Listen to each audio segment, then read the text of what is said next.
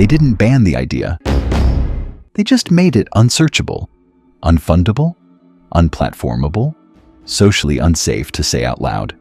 No chains, no arrests, just silence, dressed up as protection.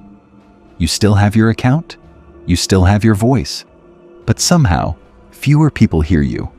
The algorithm stopped suggesting your content. The people who used to engage have gone quiet, and you can't point to a single rule you broke. This is soft censorship, and it's the most effective form of control ever invented. Machiavelli understood that. There is nothing more difficult to take in hand, more perilous to conduct, or more uncertain in its success than to take the lead in the introduction of a new order of things. The dog runs toward the authority promising safety. The wolf asks, who benefits from the silence? Today we'll walk through the machinery of soft censorship, how systems erase voices without ever banning them, and how you can build cognitive sovereignty to think outside the approved narrative. If you're done being quietly silenced, type sovereign in the comments. Let's dive in. Number 1. The safety language trap. Words like harmful, misinformation, community standards sound neutral. They sound protective, but they are precision control vocabulary. Who defines what is harmful? Who decides what counts as misinformation? The same people who control the platform, the funding, the amplification. The dog hears safety and feels protected. The wolf hears safety and asks, safe for whom? Next time you encounter a platform policy or a news headline using safety language, pause. Ask, what behavior is being discouraged? Who benefits from that discouragement? Number 2. Platform dependency risk. If your audience, your income, your identity live on one platform, you are a tenant. And tenants can be evicted at any time for any reason without notice. A single algorithm update can cut your reach by 90%.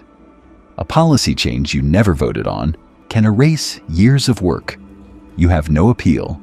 You have no rights. You have access, revocable, silent, total. The dog builds on rented land and calls it home. The wolf builds on land he controls, even if it's smaller. Identify one platform where you are most dependent. Start one small thing to reduce that dependency. An email list, a second platform, a direct relationship with your audience. Number 3.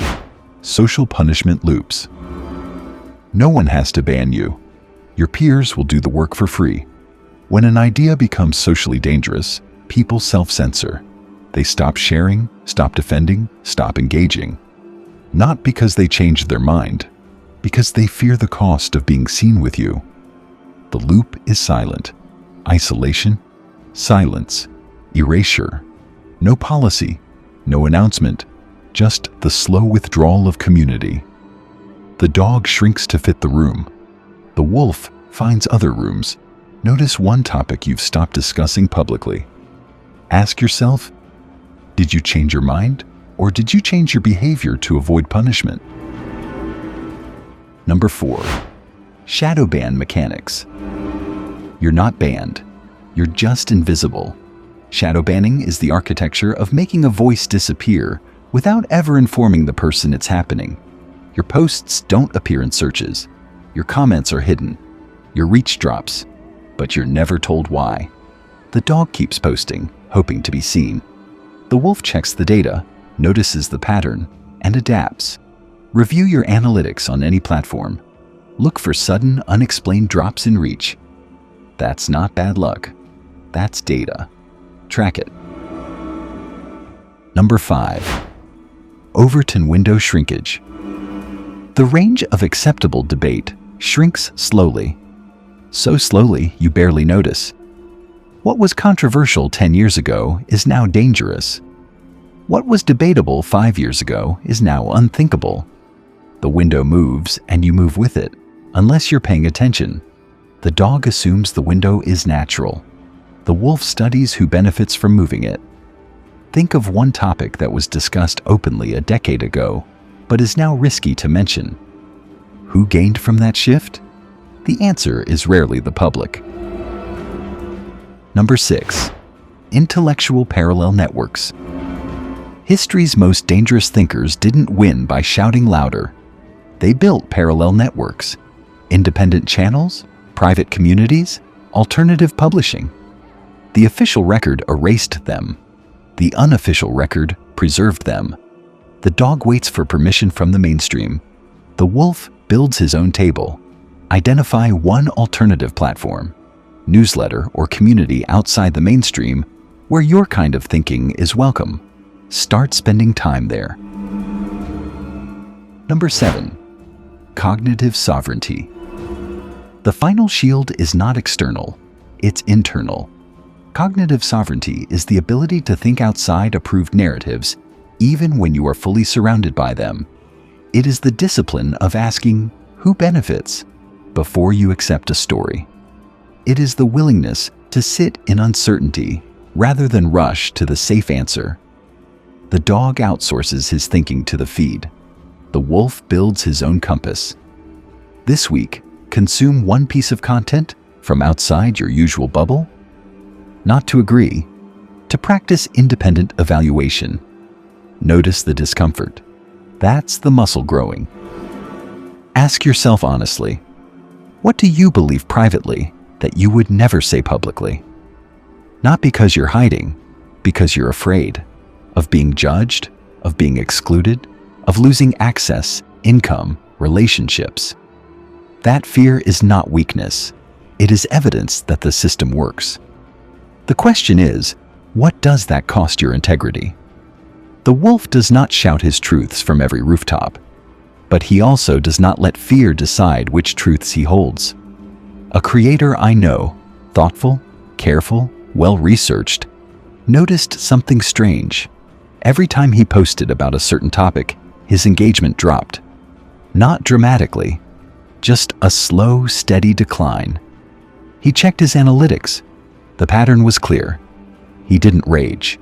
He didn't give up. He started building an email list. He started posting on a second platform. He made sure his audience was not owned by a single algorithm. 6 months later, when his main channel was quietly suppressed, he lost reach, but he didn't lose his people. He had already built the parallel network. He didn't beat the system. He outgrew its need. Over the next days, build one piece of cognitive sovereignty. Not all 7, just one. Pick the machine that most affects you. Safety language, platform dependency, social punishment, shadow banning, window shifting, parallel networks, or independent thinking.